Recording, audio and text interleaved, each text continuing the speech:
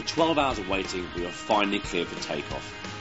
Our mission was to take us across the North Sea towards Scandinavia. We're not allowed to say where, but we can tell you that earlier in the day, intelligence reports had sighted a submarine, possibly a ballistic missile carrying boomer, belonging to a very large Eastern European country operating in the area, and that's all we can say. It's impossible not to admire the professionalism and commitment of the crew, as well as the nutritional value of their diet. But even after seeing firsthand what this aircraft is capable of, we were still thinking of the headlines of recent years, and had to ask about the tragedy of 2006, where a Nimrod from RAF Kinloss crashed in Afghanistan. Kinloss is a very tight-knit community. It had a huge effect on the entire community, civilian and military. Immediately following the crash, there were all the funerals, the memorial service, which was a very large stepping point for the station in moving forward and being able to come to terms with the tragedy and looking after the families, which goes on to this day.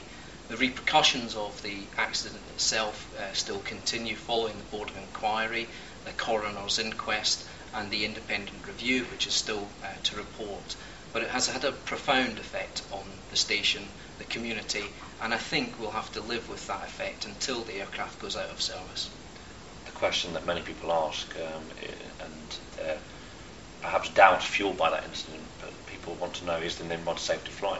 Well, everything that I have seen and everything that I've read brings me to only one conclusion, that absolutely the aircraft is safe. And so the Nimrod Mr2, the mighty hunter as it is known, continues to rule our skies and help ensure that we and all our allies around the world can sleep safely. That is, at least until this comes into service around 2010, the Nimrod MRA-4. It may look the same as the MR2, but the only thing the two have in common is a fuselage. The MRA-4 boasts new, more powerful systems, a larger wing carrying advanced Rolls-Royce Deutschland turbofans, which are 25% more powerful than the MR2's Rolls-Royce Space. And the aircraft's maximum weight has increased from around 87 tonnes to 104 tonnes, which means more weapons like sidewinders on the wings, more sensors, more fuel, and yes, more donuts. And after a night roaming the skies and a return to a freezing cold Scotland, there's only one question left for FHM to ask. What's that red button on the yoke? This red button here? That one? This red button here was formerly used as our nuclear weapons button, which is no longer functional.